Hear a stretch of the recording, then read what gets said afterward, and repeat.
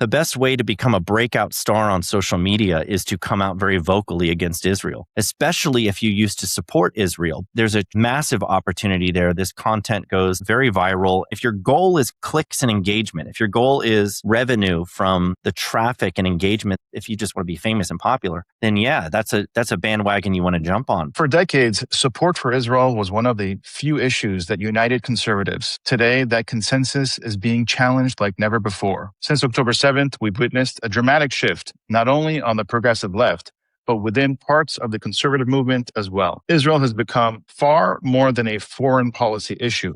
It has become a cultural, political, and even moral dividing line. My guest today is Seth Dillon, CEO of the Babylon Bee. Since October 7th, he's spoken out against rising anti-Semitism, defended Israel's right to exist and defend itself, and challenged voices on both the left and the right. Today, we're going beyond the headlines to ask one simple question. What happened? Seth, welcome. Thanks for having me. Good to be here. For decades, support for Israel united conservatives. What changed? Did October 7th create this divide or simply expose it? Well, I think in some ways it exposed it. I don't know that it necessarily created it. I think it was a sort of a catalyst, an opportunity that a lot of people saw. You know, October 7th, when it happened, I remember, of course, there were the people initially, the insane people who were like celebrating it like it was a good thing right out the gate. You had some of that.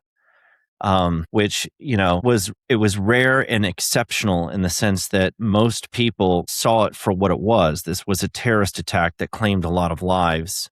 It was a tragedy. It was evil. And there was, I think, pretty broad a sentiment around that was properly oriented towards, you know, moral reality, objective moral reality. We can clearly see here who's in the right and who's in the wrong. You know, people just living in their homes and going about their day, and all of a sudden you've got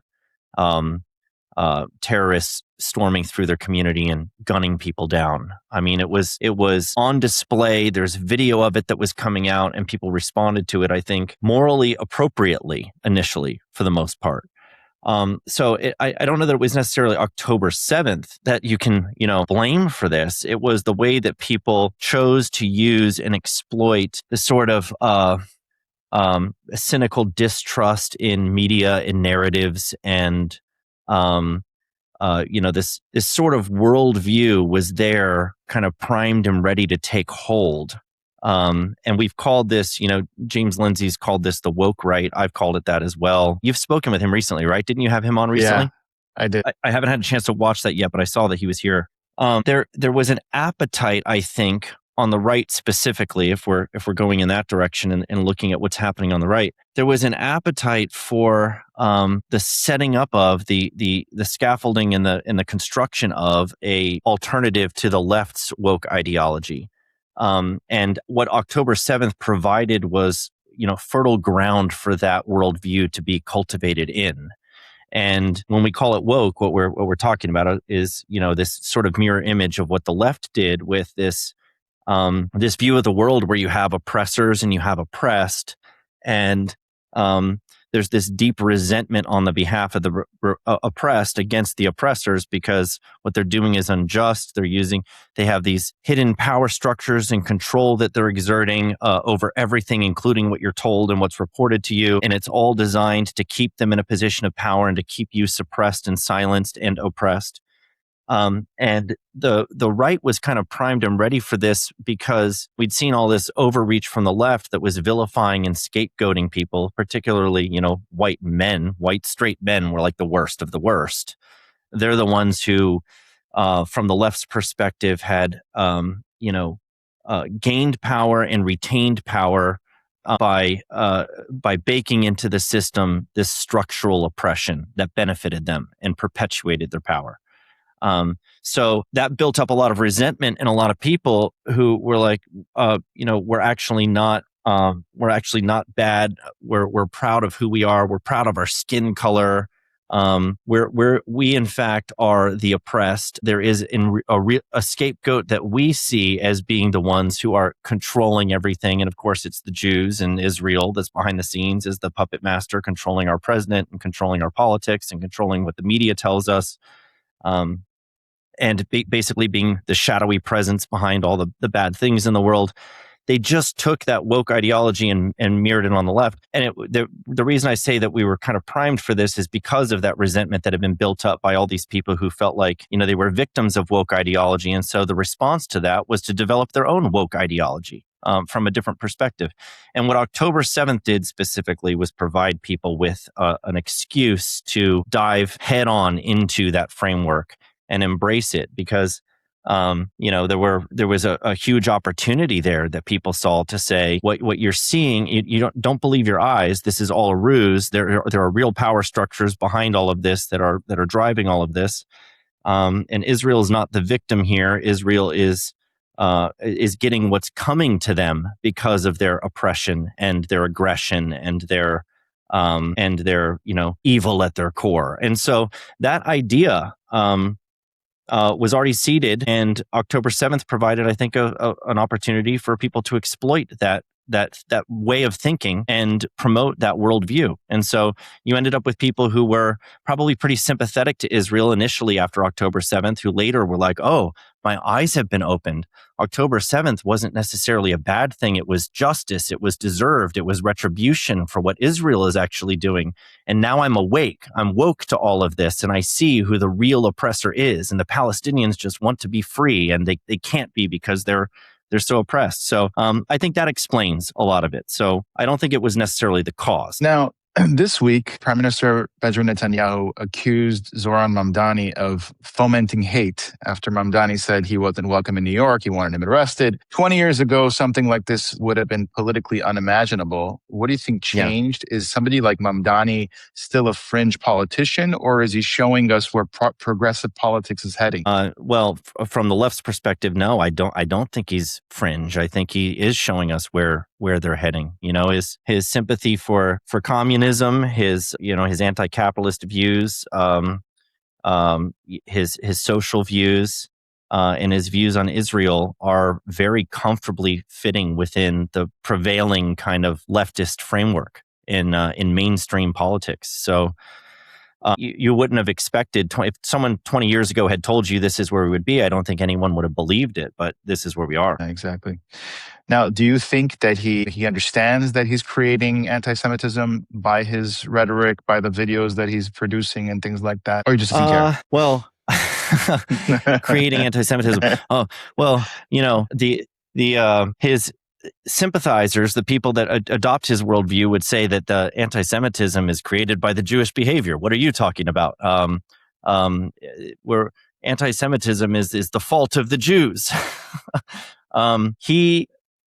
Does he understand what he's doing? I think so. He's not one of these kind of ignorant followers in the herd who's being misled. He's one of the ones at the front of the pack who's doing the leading. So I think he absolutely understands what he's doing and why he's doing it. Fueling anti-Semitism is something that can be done very deliberately, and with a sort of like thin veneer of like this plausible deniability. I think Tucker's trying to do that. He goes way too far, oftentimes in his own words, to retain any plausible deniability. But I think for the most part, what he's tried to do is give voice to others who will say the things that he's not going to say himself. But he absolutely knows what he's doing. I wouldn't say that Mamdani's any different. Now, let's say Israel disappeared tomorrow. Would this movement simply find another target? They would find another target. I mean, they have multiple targets. They'll hate someone who's wealthy but misaligned with them politically, like Elon Musk, for example, who doesn't really talk about these issues much, isn't like, planting himself firmly in Israel's corner and making it about that issue. He just happens to be a very successful entrepreneur who's established a lot of wealth and success for himself. And so there's resentment targeted at that.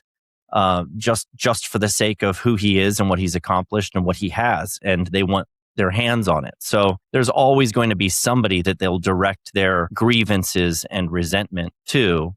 The easiest in the woke worldview is to have a sort of like shadowy scapegoat out there. You don't need to blame it on a particular individual. You can blame it on the system and the people behind the system without even getting specific into the names. the scapegoat is an entire bloodline or ethnicity or religious group or faction. So it can move and adapt to whatever's in their way politically. Why do you think Israel is judged by standards that aren't applied to virtually any other democracy in the world? Well, I think that's a key indicator of anti-Semitism. Because I would distinguish between criticism of Israel that's fair, where you're saying, any nation that does X, Y, or Z, I'm against that. And if that kind of criticism is leveled in a fair way, where it's like, okay, well, I'm critical of Israel for this reason, but I'm also critical of these other countries that do these same things for the same reason, that kind of consistency shows that there's not a singling out that's happening. The singling out, the refusal, the willingness to turn a blind eye to actions or behavior that they would find objectionable only if Israel did it, and to apply a standard to Israel that they don't apply to someone else. That's an indication of just anti-Semitism at its core, I think, because why else have some sort of special rule or exception that you apply to Israel where you treat it as particularly egregiously wrong and bad just because Israel did it? There's a disdain there. There's a level of disdain there. And whether it's specifically for that country, well, why? Why specifically for that country? Why have that disdain for them and not for others? The human rights violations and atrocities that many on the left will find so egregious and object to are happening all over the world, especially in the Middle East, throughout the Middle East, outside of Israel. Not a word from them about that. And so, why is that? What's the best explanation for that? Nobody can peek into and read somebody's heart, but you can certainly see from the double standards that are being applied what the potential motivations are, at least, behind the application of the double standard. Candace Owens went from being one of conservatism's biggest stars to one of Israel's harshest critics. I mean, she didn't just flip on Israel, she flipped on other things as well. The whole stuff with Charlie Kirk, like all those conspiracies. What do you think happened over there? Well, and not just Israel, but Jews. Jews as well. Yeah, exactly. Yeah. Is it possible for somebody to have that big of a change in their career? Yes. You can look at any number of things where somebody might have a complete change of heart and a radical turn of direction in terms of what their worldview is. I mean, a good example would be somebody who spent the first 35 years of their life as a strident atheist who then comes to believe in God and all of a sudden is a Christian apologist. There's many examples of that. One of my intellectual heroes is C.S. Lewis. He spent the bulk of his life before we all know him as this, Christian thinker, and he called himself a layman, theologian, fiction writer, whatever. All of that came after his conversion to Christianity. He had he adopted a totally different worldview later in his life than he held earlier in his life. That can be genuine. And it can bear real fruit if the change is one in a positive direction, obviously. So I wouldn't say that it can't happen naturally or organically in the sense that it doesn't have to be like incentivized by some kind of paid propaganda campaign that's happening behind the scenes where, will you abandon your principles if I give you all this money? Well, sure, I'll take the money and just change all my views on everything. That can happen, but it doesn't mean that because somebody's changed their view on things that it's come about for that reason. And I hesitate to level that charge at anyone without knowing or seeing evidence of the fact that that's what happened. Sometimes people just change their mind on things. But what you see often with these podcasters and commentators is a willingness to sort of check where the wind is blowing, see what the rising trends are, and then just kind of move and shift with that. And they're all over the place, and things that they're saying now will directly contradict things that they said before, and things that they say tomorrow will directly contradict things that they said today. And when you're kind of moving and shifting in that sort of way, it's not similar to what I was talking about with Lewis, where he had this genuine change of heart and his life went in a different direction. And he had this new worldview that was, an example of like what Chesterton said when he said, the point of having an open mind is like having an open mouth. It's to shut it again on something solid. Lewis found something solid to shut it on. I think the podcasters and commentators, especially the radical conspiracists who are exploiting the system, the algorithm, and the outrage and the resentment that's been building in people for so long, they're grifting. They are capitalizing on what they see as an opportunity to instead of leading young people on the basis of their principles, follow young people wherever they're going in the trends so that they can remain popular with them. And so I think that's probably what's motivating a lot of what's happening here. Besides, whatever personal animus may be there or whatever axe to grind somebody may have on an individual level. Now, one technique I think that Tucker and Candace both use is that they're just asking questions. But when does that become a vehicle for spreading conspiracy theories? How dangerous is it when you're spreading conspiracy theories involving Jews and Israel? Why is that resonating so much amongst young conservatives nowadays? Well, I think that's part of the plausible deniability play, right? You can try to frame it as though this is mere curiosity, this is a search for truth. But what's interesting about it is, when you look at the audience and how the audience is responding, they certainly don't. What they're latching onto and what they're promoting and what they're saying doesn't indicate that they're merely curious. It indicates that they've been pointed to and pushed towards certain conclusions. And questions themselves, mere questions about, what really happened to Charlie Kirk? An innocent and honest question about that, if you're not convinced by the evidence that's already been laid out, can be perfectly fair. But you can also go well beyond that and claim to just be asking questions when you're not. You're making definitive statements. And, Candace has no leg to stand on in saying that she's just asking questions. Right out the gate, she was saying Charlie was betrayed by everyone close to him. Everyone. She used the word everyone. That's not a question. That's a statement. And what's that based on? I have questions about what that's based on. So I think it's very disingenuous. Most of the time when the "I'm just asking questions" line is being deployed, it's very similar to when people say, well, I'm just criticizing Israel. No, you're not just criticizing Israel, because out the other side of your mouth and 5 minutes later, you're denigrating the Jews and calling the Jews out by name. And so, if you want to fall back on, if you want to actually have ground to stand on and saying that you're just criticizing Israel, then you can't be engaging in this conspiratorial scapegoating that paints Jews in the worst possible light and characterizes them as antichrist, Christ killers who are responsible for all of the world's evils. When you start delving into that stuff and promoting that stuff and pointing your audience in that direction, you've gone well beyond asking questions. And so it's completely disingenuous to suggest that that's all you're doing. I think opposing Israel has become profitable. And do influencers create these movements or simply capitalize on them? It has certainly become I've said before, the best way to become a breakout star on social media is to come out very vocally against Israel, especially if you used to support Israel, because that side will embrace you with open arms as another, as a very, there's no more convincing advocate. Well, look, we can go back to Lewis as the example that I gave. One of the things that made Lewis's testimony so powerful was that he used to be an atheist and now he's a Christian. It wasn't like he was raised in the church. That's what made his apologetics so powerful, was that he was in that other worldview, shared that other worldview, and then changed. And here's why. And that made his message more powerful. And so people who make that switch are going to be embraced and elevated and promoted and praised, because their testimony in the public discourse is going to be that much more valuable, because they used to have this other worldview that was different. So there's a massive opportunity there. This content goes very viral, and but it is, like you were saying, it is a sort of exploitation. It's a tapping into that trend line where things are trending.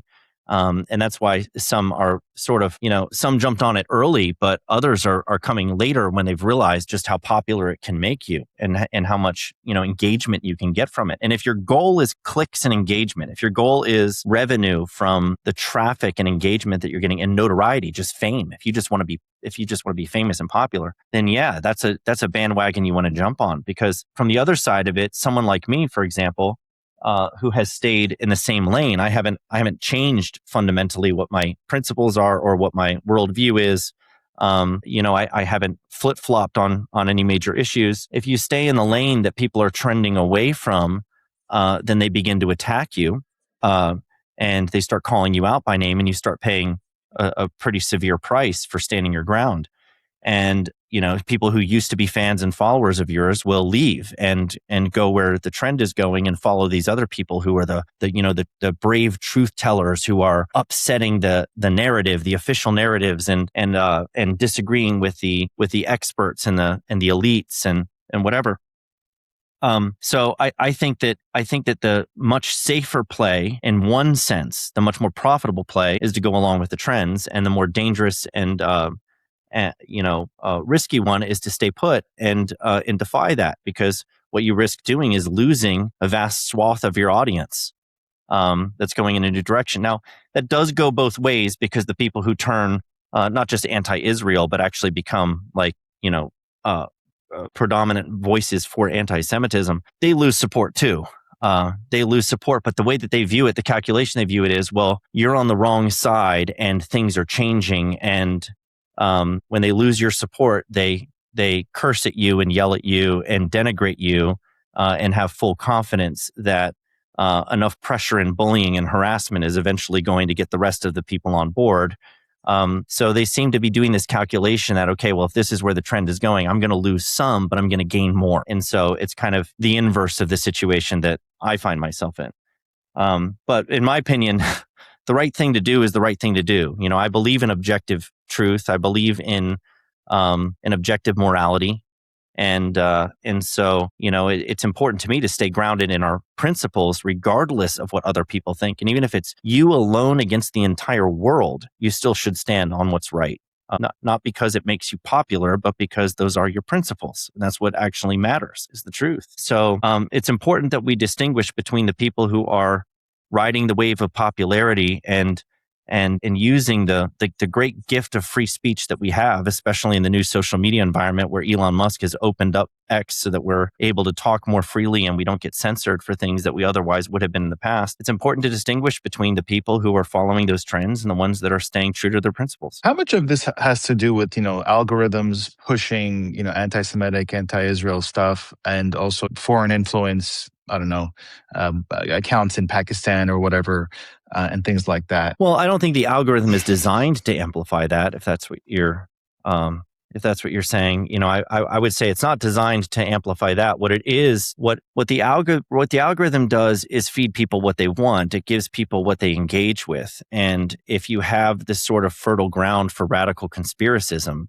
and scapegoating and appealing to people's grievances, if there's a lot of fertile ground there in the audience and the audience wants that, then feeding them what they want is going to work out well, because you're going to get a lot of engagement. There's a lot of hunger for it. And so I think that a lot of these podcasters and commenters are just feeding people the steady diet that they demand. The junk food that they're demanding is being supplied to them. It's not the algorithm that's saying, well, this is an anti-Semitic piece of content, so let's give this more visibility. No, it's content that appeals to people's outrage and grievances, and fires them up and suggests that this is where the real truth is, and that we're going to uncover the real truth, and you're going to help me in this investigation or whatever. That's all very appealing and generates response for that reason. So it's not so much the algorithm; it's just human nature. Where does legitimate criticism of Israel end and anti-Semitism begin? Can anti-Zionism truly be separated from anti-Semitism?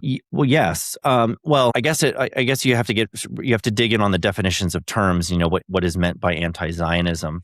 I think there's a lot of, for example, sort of principled isolationist America First Americans who have this sort of position that we shouldn't be funding other countries, sending money overseas. We shouldn't be engaged in international conflicts. We should only be concerned with what's happening within our own borders. I think it's perfectly legitimate and fair for somebody to adopt that sort of outlook for what America should be doing without it being, deemed anti-Semitic. In fact, I think it's really problematic to consider somebody who's sort of like a principled isolationist as being necessarily anti-Semitic or even anti-Zionist, because they're not supporting our support of Israel. I don't think that's helpful to the discussion. there's two things that are wrong. There's treating fair criticism of Israel as if it's anti-Semitism is wrong, and acting like anti-Semitism is mere criticism of Israel is also wrong. Both of those things, I think, are mistakes. So it really requires discernment, a little bit of nuance, and teasing those things apart and seeing, when you say where's the line, where should the line be drawn? The line should be drawn at being fair and honest about what you're criticizing and why. It's again, you can't really read into people's motivations on an individual level, but somebody who's applying double standards, there's something going on there behind that. What is the reason for the double standard? But there isn't really like a line, there's certain things about Israel that you should never criticize. I wouldn't say that at all. It's more a matter of, just kind of teasing apart where people are doing that fairly and honestly, and where people are doing that for some other motivation. And the only way to really figure that out is to use your brain and use discernment and try to judge for yourself whether or not these are good faith actors who are being honest, or bad faith actors who are being disingenuous and are really trying to sell you something else other than, a sort of America first patriotic position. Because there is a real America First patriotic agenda, and there's the one that flies under that banner that is promoting hatred and disdain for not just Israel as a country, but for Jews as people. So, I don't find it difficult personally to kind of see the difference between those two. I don't really find it that difficult at all, and it bothers me when people pretend like they can't see it. Now, you also have this information war. You have the Israel side coming up with facts about why they're doing what they're doing. You have the other side, pro-Palestine side, showing pictures of Gaza. But has emotional content permanently become more persuasive than facts? Showing destruction in Gaza, for example, is that going to sway people's minds more than all the facts on the ground? Not necessarily, but it absolutely will if somebody has bought into this idea that they can't trust the facts. If the well has already been poisoned to the point where anything that you would show as evidence of Israel not doing something that's take the genocide hoax, for example, the claim that Israel is engaged in a genocide. You can show someone evidence to suggest that that's not what's actually happened. But if they have decided up front, if they're question begging, they're engaging in that fallacy of question begging, where they have a predetermined conclusion already baked in that Israel is bad and that all the data and evidence that could ever be shown in defense of them is propaganda. Well, then no, of course, facts aren't going to do anything to sway somebody's thinking. Unfortunately, a lot of people do reason. This was a real problem on the left for a long time, was this sort of leading with this kind of toxic empathy and sympathy and compassion that was rooted really strongly in feelings and had very, very little regard for the facts whatsoever. Police can shoot somebody, and if they're a minority, it's this automatically jumping to this outrage about how police are hunting down minorities, and it doesn't matter what the evidence shows. They're outraged because they saw this video or they read this story, and you can paint a picture off the back of that, and people will. They won't lead with their brains; they'll lead with their emotions, and that can be very difficult to overcome. It was a huge problem, and continues to be a problem on the left. But have the same thing happening on the right, where the right and the left are actually linking arms and joining in this sort of emotional, hyper irrational response, rather than just looking at the cold hard facts. And that's just something that people, I think, have been conditioned. It's a lot of the commentators on this are conditioning people to think and reason in that way, which is to not think or reason at all. What are your thoughts on AI when it comes to this information war? Could AI become a huge propaganda tool? What are your thoughts on that? That's a really interesting question, because generally speaking, I think AI does a pretty good job of answering questions about, whatever it is, social issues or international conflicts or whatever.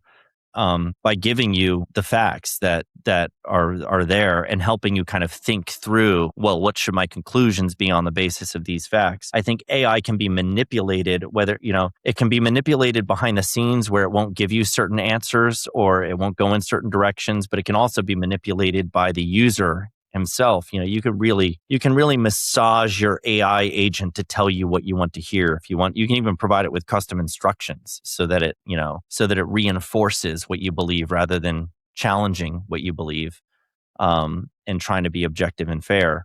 I would say that up to this point, it seems to be a pretty useful tool. You can tag Grok, for example, when someone makes an outrageous claim and ask Grok, is this true or is this supported by the evidence? And Grok will give you a pretty straightforward, no, it's not, and here's why, and it will outline things for you. But again, the problem is when you have this worldview that sees everything as being a system of oppression and controlled propaganda aimed at protecting and securing and perpetuating Israel's interests and power, then you'll discount everything that's said even by the AI agents, because you'll say, well, who's behind the AI agents? Who's controlling them? I got this answer from Grok because of the Jews, Well, what is the Jews' connection to Grok? You don't need one, but that's kind of the line of thinking. And so whether AI really helps or not is the same question as, well, what does the evidence really help or not? Once people get this mind virus and have this derangement syndrome, Israel derangement syndrome, Jew derangement syndrome, whatever you want to call it. It's the same problem you had with the Trump derangement syndrome on the left, and how it didn't matter how many times he condemned neo-Nazis or whatever it was. They had bought into they'd bought into an idea of who he was and what he stood for, and it was completely impervious to the evidence. It couldn't be changed by the evidence. So I don't know. It remains to kind of be seen what role AI will play in that. But I think there is great potential for AI to help keep people grounded in the facts, so long as they haven't been preconditioned to be completely impervious to the facts. Then it doesn't matter. What about AI's ability to generate photos, very accurate photos, videos of things that never happened? I mean, I scroll through social media and I don't know what's AI and what's not. Kind of a little bit dangerous, right? Yeah. It's getting better. I mean, I feel like I can usually tell when a video has been manipulated by AI, but it's getting good to the point where you can even make it look like grainy surveillance footage that, it will apply a filter to it that makes it look like it's recovered from like a VHS camcorder or something like that. Like you can manipulate almost anything. That is a real concern. And I don't know, the detection tools that are there to try to expose that, I guess, can be helpful along those lines. But it does make it worse, because you've seen a lot of that with the war propaganda, fake pictures. There's a dead child in the picture, but he has 6 fingers. Why does he have 6 fingers? Is this really a picture of a dead child? All of that aimed at playing into people's emotions and it being fake. Some of these people don't even care. They'll post a fake video and then they'll get called out for it. And then they'll say, well, my point still stands. It was factually inaccurate, but morally true. It's like, come on, you're pouring fuel onto the flames of, lies and deceit and dishonesty. And with impunity and without any remorse when it's revealed what you're actually doing. AI is pretty dangerous that way. I'm not going to lie about that. I don't know. I don't know how we're going to navigate that problem, especially as it gets to the point where it is really indistinguishable from real video. And then you can take anybody's voice. There's so many hours of my voice recorded on the internet. Anybody can take my voice and apply it to a video and make it look like I said something I didn't say. How do you disprove that? Unless you have really good detection tools that can reveal it. So that's a big problem. Very big problem. Yeah, definitely. What do you think Israel should be doing differently to reach younger Americans? Can they be doing better in this PR war, or are the numbers stacked against them? Well, they can definitely be doing things differently. One of the things that Charlie was trying to do, he wrote that letter to Bibi, right? And it was basically a help me help you. Help me help you cry from Charlie, to say, I'm out here on the front lines defending Israel, and I need some backup. I need support. I need better transparency. I need better PR. We have to work on this problem together. That's essentially what he was. Would you agree that that's a proper characterization of what he was saying in that letter? Yeah. What I would advise against, and what I disagree with, is the attempt to meet paid propaganda with more paid propaganda. I don't think it serves Israel's interest to, for example, go out and pay a bunch of influencers to defend Israel.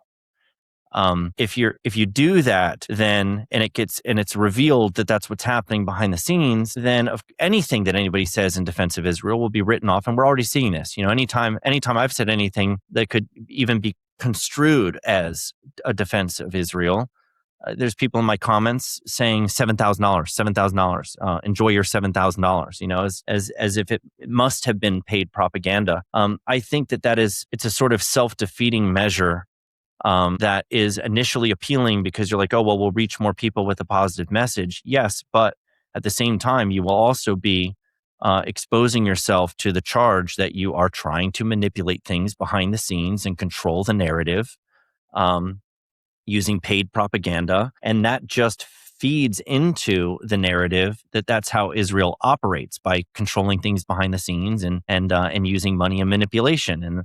And so I'm resistant to that. I don't think that, and I discourage influencers from taking money to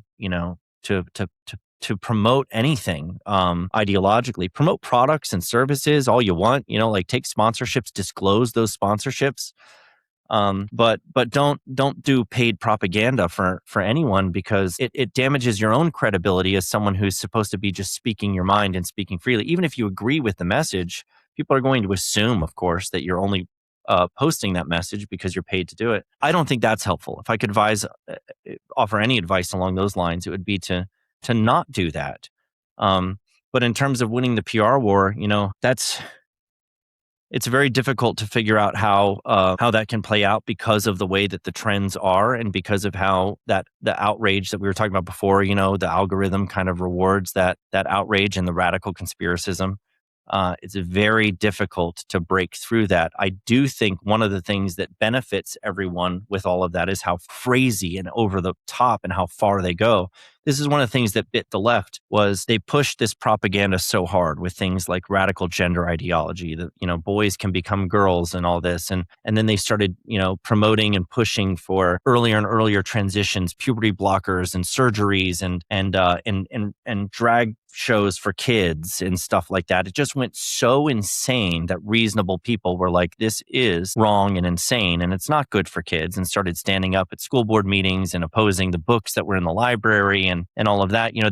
I feel like their overreach hurt them. And to some extent, I hold out hope that some of the overreach that's happening with this conspiracism and scapegoating is going to backfire in the same way. I just responded to somebody yesterday, I think it was, claiming that the reason we don't know where Charlie Kirk's body is buried is because it wasn't buried. The Jews ate his body to gain his power, to steal his power. And then there's all these people in the comments, this is the best, this is where the evidence points. That's why it's obvious. That's why they won't show us where the body is because they've eaten his body. I'm like, okay, you can try to promote crazy ideas up to a point. You get so far out into crazy territory at some point that people just laugh at you and mock you. And ultimately, I think, that's what wins in the end.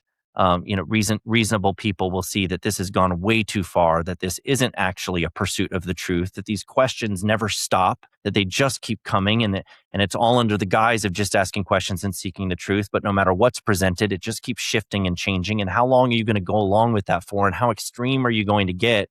Are you going to go to the point where you actually believe that Jews ate Charlie Kirk's body to steal his power?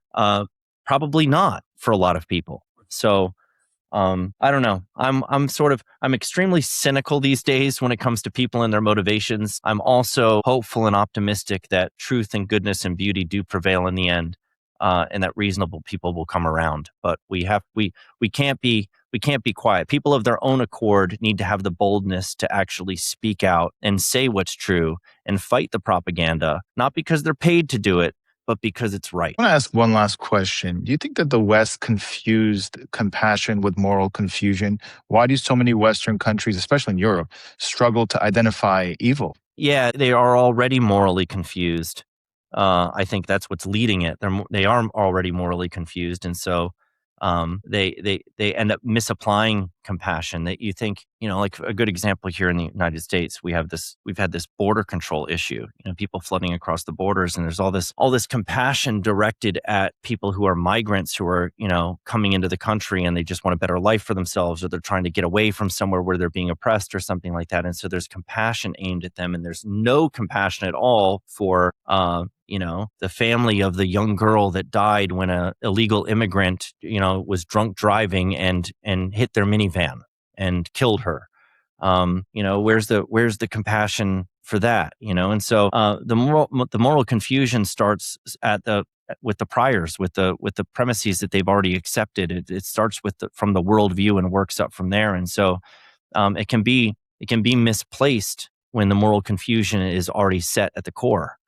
And so it's just a matter of what kind of worldviews we're buying into, and whether those worldviews are trying to look at the world through a lens that actually does see objective reality for what it is. And of course, not everything is really like cut and dry, where it's like this is black and white. We know what's right and wrong. There are morally confusing situations, legitimately, especially in international conflict and war. War is very messy. It is true that in war, innocent civilians sometimes die. It doesn't mean that you can just say, like Tucker Carlson does, that killing is wrong. Killing is always wrong, and I'm always going to be opposed to killing. Okay, so are you against the fact that the United States and the Allies fought in World War II and won that war? Tucker has made some statements about how killing is wrong, war is wrong, whatever. Well, there is such a thing as a just war. And there is always a death toll that is horrifying and tragic. And if it could possibly be avoided, you would want to avoid it. But when someone breaks into your home and they're threatening your family and you kill them in self-defense, that killing isn't wrong. It was necessary. And it was necessary to preserve the life of innocent people in your home. And you have a right to defend your family against an intruder like that. Israel, likewise, has a right to defend itself against terrorists that come across its borders and try to slaughter its people. And so what do you do in that case? Well, you try to target those terrorists. And do you sometimes miss and hit other people? Yes, but there's no other way to do this. And the best way that you can go about it is to try to minimize those casualties to the extent that you can, but it's still morally necessary to fight the fight against evil. And to lose sight of that and to just say with a blanket statement, killing is wrong. Well, no, it's not. It's not that simple. You're oversimplifying things so that you can take a position against some action that you yourself would feel justified in taking if you were in those shoes. And so, that moral confusion is usually rooted in a worldview that very conveniently wants to pick and choose where you take stands without any consistency and without any principle. Killing is always wrong is not a reasonable principle. It's just not. And so it's even contradicted by his own words, because Tucker at one point said that if Iran really did try to assassinate President Trump, then we should nuke them. We should have wiped them off the face of the map if they tried to take out Trump. He said that. And then in his next breath, he's like, well, killing is always wrong. Okay, which is it?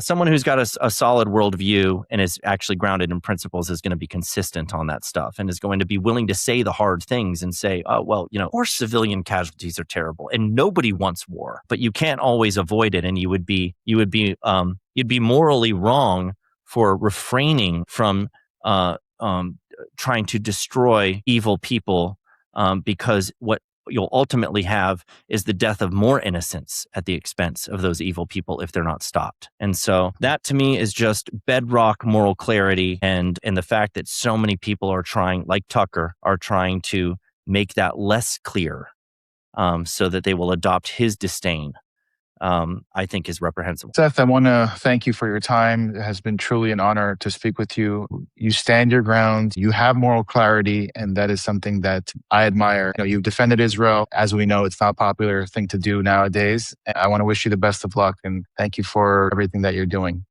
Oh, thank you. We didn't get to my it. criticisms of Israel. I have a long list here. Let me just grab this. Next time. Yes. Thank you. All right.